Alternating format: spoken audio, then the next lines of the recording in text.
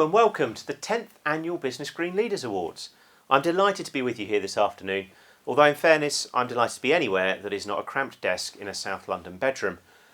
We've got a fantastic show lined up for you today and tomorrow as we celebrate the very best of the green economy over not just the past 18 months, but over this remarkable decade just past. And of course we're going to be announcing the winners and highly commended entries from all our categories. We'll be revealing the renewable energy and green infrastructure projects of the year, the politician and sustainability executive of the year, and the company and leader of the year, alongside many other deserving winners. When these awards started in 2011, coal was still a crucial part of the UK energy mix. International climate negotiations were going nowhere, and the only electric vehicle you would see on the road was the glorified shopping trolley that was the Gee Whiz. Now, coal barely features on the UK grid, and it's a grid where renewables consistently dominate. The Paris Agreement has triggered a global race to deliver net zero emissions everywhere, and electric vehicles are often the most desirable and high performance models that you'll see. This staggering progress has been driven in large part by the many brilliant companies, organisations and individuals that have featured as finalists at the BusinessGreen Leaders Awards. You've helped reshape the infrastructure and business models that underpin the UK economy, driving down emissions and, most important of all, providing the foundations for a decade when the pursuit of net zero emissions will only accelerate.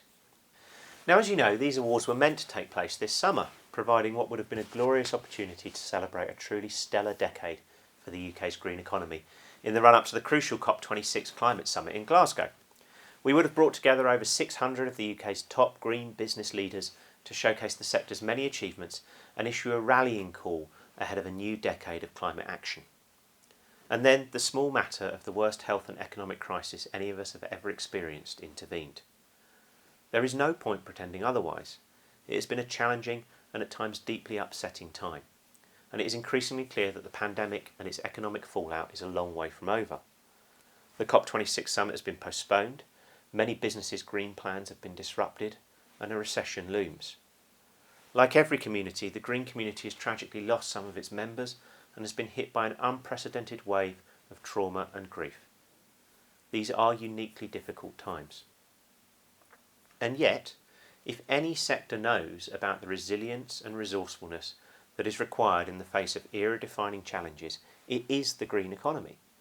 Once again, the industry has demonstrated the very best of the modern business community, showcasing how a mix of innovation, far-sightedness and social responsibility can deliver benefits for all. In the face of a global emergency, the number of businesses committed to delivering net zero emissions has more than trebled globally since the turn of the year to over 1,500. Oil majors, industrial manufacturers and airlines have joined consumer goods companies, renewables generators and banking giants in embracing clean technologies and net zero strategies. 5 out of 6 of the world's largest companies have not just net zero targets, but multi-billion-dollar net zero investment plans. Leading banks are pledging to fully decarbonise their entire portfolios. The market cap of clean energy companies is starting to outstrip that of fossil fuel incumbents. Key governments from Berlin to Beijing have promised to engineer a green recovery, and over 50% of global GDP is now covered by net zero goals. And of course, our own government has again reiterated its commitment to accelerating the net zero transition. But you don't have to believe me on that last point, because we're delighted today to be joined by Business Minister Paul Scully, who has offered to say a few words about this most important of sectors. Over to you, Paul. I'm Paul Scully, the Minister for Small Business at the Department for Business, Energy and Industrial Strategy, and it's a pleasure to virtually join you today to open the 10th Annual Business Green Leaders Awards, marking a decade of celebrating the green economy. As we all know, businesses such as yours are integral to the fight against climate change, and I'm committed to make sure that the UK is the best place to start and run a business, regardless of its sector or where in the UK the business is based. This is because achieving the clean economic growth we need to recover from this current pandemic has to be a shared endeavour between government, business, civil society and the British people, as well as the rest of the world. Right now, the UK is working hard to reduce global emissions. We're leading by example at home with ambitious policies addressing key sectors of our economy and have grown our economy by 75%, whilst cutting emissions by 43% over the past 3 decades. The transition to a zero carbon economy creates new opportunities, industries and jobs, something that's more important now than ever before. Across Whitehall, and particularly in my department, green investment is at the heart of UK's recovery, focusing on areas of the economy that are critical to reaching net zero. Since March, we've committed almost £1 billion to the transition to low emissions vehicles, for example, investing in the research, charging infrastructure and grants to consumers. We're at the forefront of adopting new low carbon initiatives such as energy storage technologies and smart electricity systems. These innovations are creating economic opportunities while also providing cleaner air and warmer homes. And we're investing £3 billion in improving the energy efficiency of homes and public buildings, creating 140,000 new jobs and saving as much carbon as removing 250,000 cars from the road. Internationally, we're working to make COP26 the moment when the world unites behind a green and sustainable future. We're asking all countries to submit ambitious, nationally determined contributions and to commit to net zero. We're calling on donors to meet and exceed our commitment to raise $100 billion in climate finance to help developing countries make a sustainable recovery.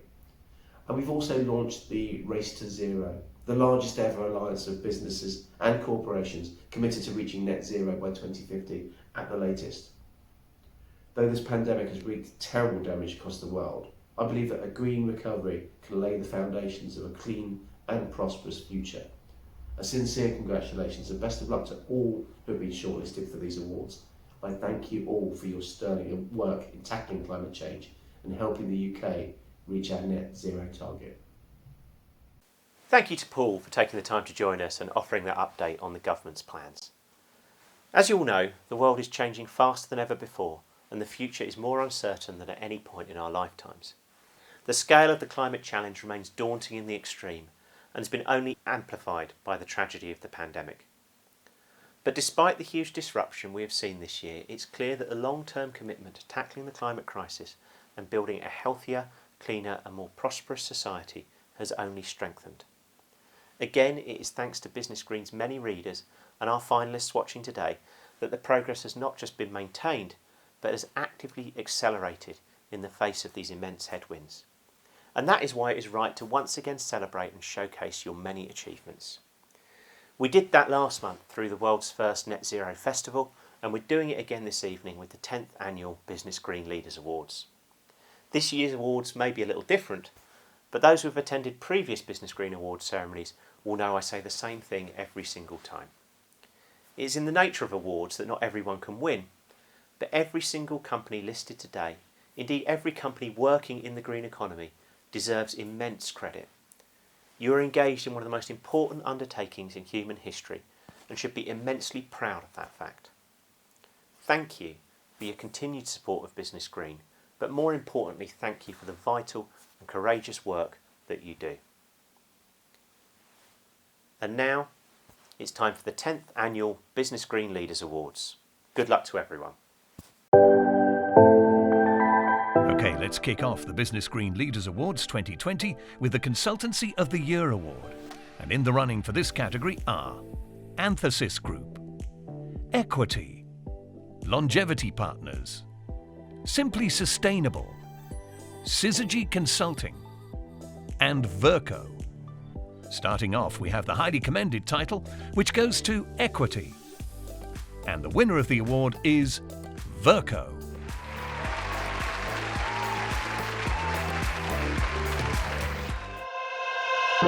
Our next category is the ESG Investor of the Year Award. The contenders are Aput, Candrium, Cubico Sustainable Investments, Cyan Finance, Earth Capital, EQ Investors, Foresight Group, The Path, Thrive Renewables, and Zook Capital. Now, with such tough competition, the judges have awarded 2 high commendations for this one. Congratulations to Thrive Renewables and Zook Capital. And the winner of the ESG Investor of the Year is Cyan Finance.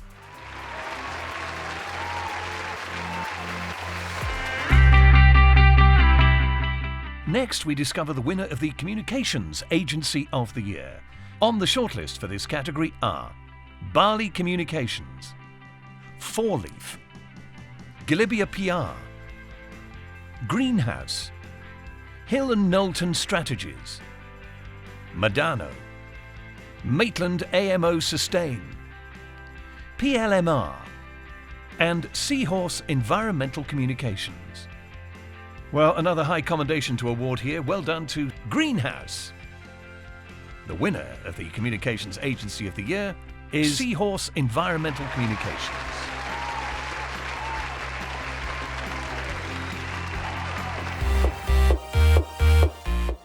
Now on to our fourth award of the evening for Employee Engagement Campaign of the Year. On the shortlist are Capgemini Connect Well Campaign, Green Park Reading Wellbeing and Sustainability Programs, and WWF Our Planet, Our Business. The judges wanted to award the highly commended for this category to Capgemini Connect Well Campaign. And the winner of the Employee Engagement Campaign of the Year is WWF Our Planet, Our Business.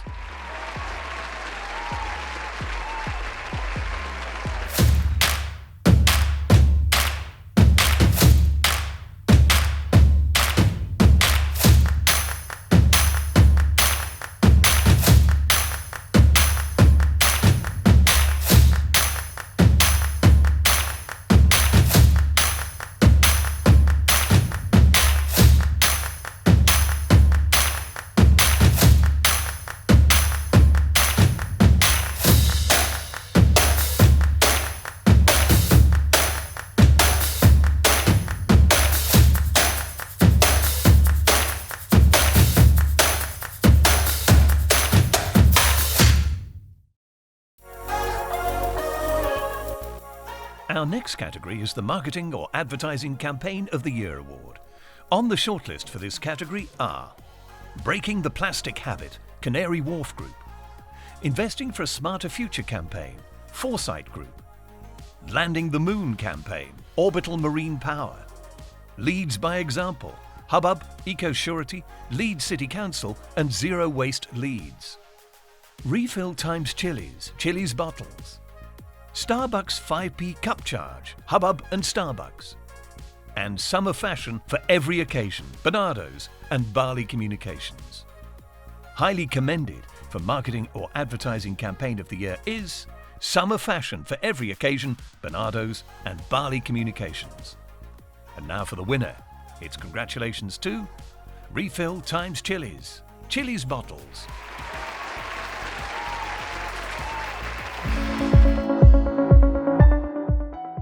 The sixth award is for the Energy Efficient Project of the Year. The contenders are Doncaster Council Street Lighting Project, GFG Alliance Lochaber Water Battery Project, Hull City Council Warm Homes Initiative, and Imperial NHS Trust Journey Towards Net Zero. Well, first up, we'll announce the highly commended, congratulations it is, to GFG Alliance Lochaber Water Battery Project. And the winner of the Energy Efficiency Project of the Year is Hull City Council Warm Homes Initiative.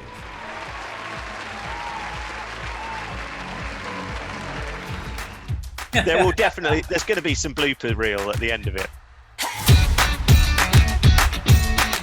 Absolutely top class. I mean, the project's fantastic. It brings together a huge number of partners. Very strong category. They themselves are actually very, very passionate. Hi, I'm Henry May. I'm James Diggle. I'm Nicole Itano. I'm Victoria O'Toole. I'm Guy Newham. Hi, I'm Ed King. It can sometimes feel quite overwhelming when we stop and think about the challenges that we've yet to overcome. But it's really important, nonetheless, that we stop and celebrate the successes that we've had. I am Barney Wharton. Shane Restrick. I'm Susanna Baker. I'm Alan Whitehead. Hi, I'm Mike Pitts. I'm Andrew Wordsworth. Probably for both of them, the thing that stood out was some of the more credible examples of how they actually are in terms of impact, in terms of policies which have been influenced and things which have shifted because of what they've done. I thought it was really cool. I thought it was really accessible for lots of diverse groups of people as well. Hi, I'm Martin. Hey, Laura Sands. I'm Libby P. Hi, I'm Manish Tata. I'm Gabrielle Guillet. Hi, I'm Mike Pearce.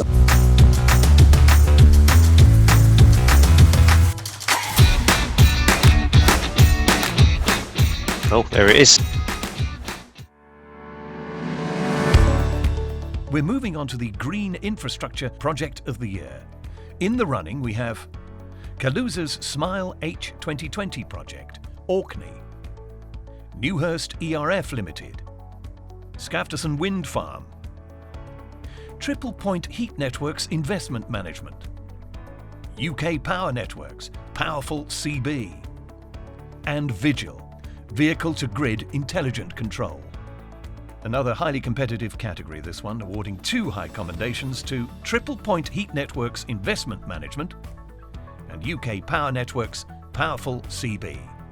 And the winner of the Green Infrastructure Project of the Year is Kaluza's Smile H 2020 project, Orkney.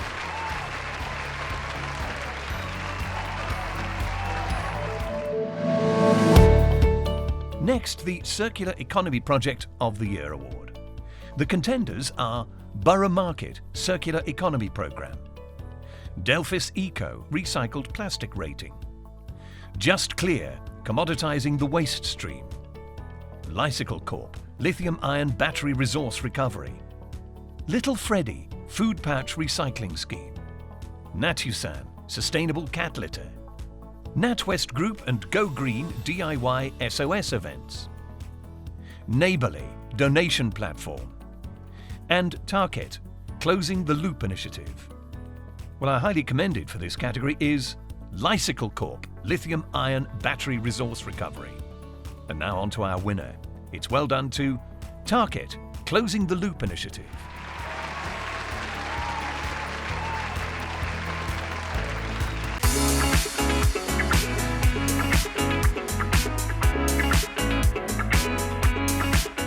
Good morning. I'm delighted to welcome you all to the world's first Net Zero Festival. What does business leadership look like in this most consequential of decades? Understand your emissions, understand where they're coming from, work together with others, and then you get going and you learn by doing. You don't need to be perfect in the first year, but you need to get perfect very fast though, because we really have a decade of emergency. We will only build back better if all sectors work together to pioneer new technologies and approaches which accelerate the net zero transition that is already underway. COP26 next year, what an opportunity. Given all, both sort of the consumer, the business, and increasingly the kind of political action that's taking place, and some of that in response to the pandemic. That's such a moment to really kind of bring all these sort of conversations together. Do you think businesses and investors are sufficiently aware of the level of change that we're going to see concurrently in multiple different sectors? The last 6 months and the moment to pause and perhaps think about a different future for society has really encouraged businesses to rethink about the kind of business they want to be, the kind of business models they want to adopt, and how they avert some of the risks that are down the line and see some of the opportunities.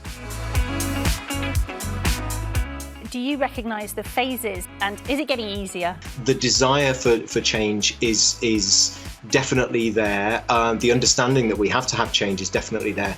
But when times are hard, like they undeniably are at the moment, the real challenge, of course, and we wouldn't be having this festival if it was easy, is to translate that desire for change into action. It is the challenge of the businesses that exist today and the governments today to fix. It is the energy sector's challenge, and it is my challenge. And I hope we can work with all of you to deliver this exciting, essential, new industrial future.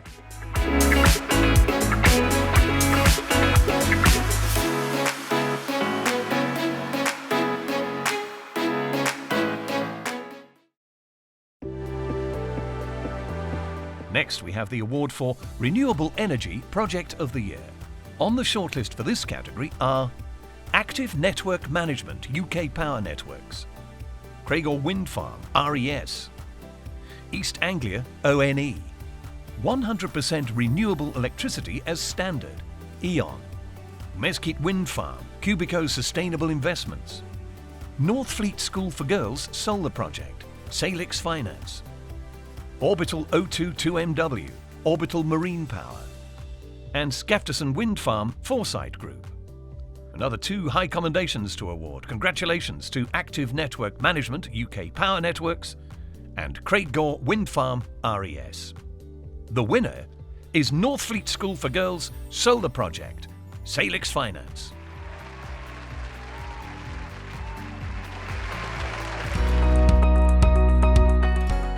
For our penultimate award for this evening, we have Green Building Project of the Year. The contenders are NatWest, 250 Bishopsgate, The Wave, Surfing Lake Development, and Hull City Council, Warm Homes Initiative. Well, a highly commended was given for this award. It's well done to NatWest, 250 Bishopsgate. And the winner of the Green Building Project of the Year is The Wave, Surfing Lake Development.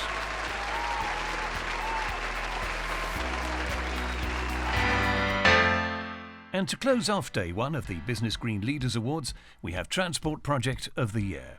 The shortlist for this category is as follows. DPD Goes Electric, DPD. Electric Bus and Second Life Battery Application Project, Zenobi Energy. Electric Vehicle Deliveries, Milk and More. Green Travel Plan and Fleet, University of Birmingham. Hydroflex Fuel Cell Train Project, Porterbrook. Transpower Vehicle to Grid Projects, UK Power Networks, and Zero Emission Aviation, Zero Avia. The judges couldn't decide with entries exceeding expectations, so have awarded not 1 but 3 highly commended. Big congratulations to DPD Goes Electric, DPD, Electric Bus and Second Life Battery Application Project, Zenobi Energy, and Zero Emission Aviation, Zero Avia. Our final winner of the day, Hydroflex Fuel Cell Train Project, Porterbrook.